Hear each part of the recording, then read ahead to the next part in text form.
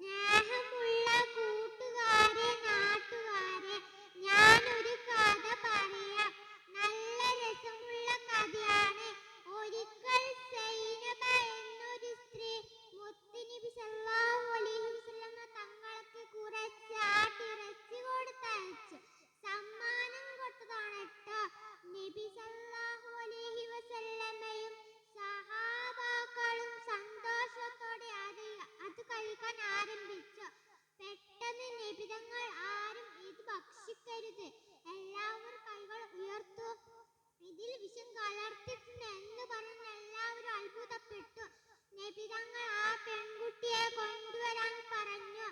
അവൾ വന്നപ്പോൾ നബി തങ്ങൾ ചോദിച്ചു, നീ ഇതിൽ വിഷം കലർത്തിയിട്ടുണ്ടോ? ഉണ്ട്, അവൾ മറുപടി പറഞ്ഞു. എന്തിനാണ് നീ ഇതിൽ വിഷം കലർത്തിയത്?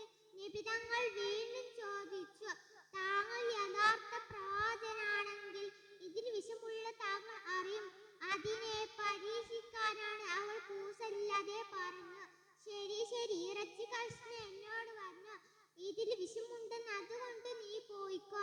നബി തങ്ങൾ സല്ലല്ലാഹു അലൈഹി വസല്ലം അവൾക്ക് മാപ്പ് കൊടുത്ത് പറഞ്ഞയച്ചു. പ്രിയ കൂട്ടുകാരെ, നിങ്ങൾ എന്റെ കഥ ശ്രദ്ധിച്ചുവല്ലോ. നബി സല്ലല്ലാഹു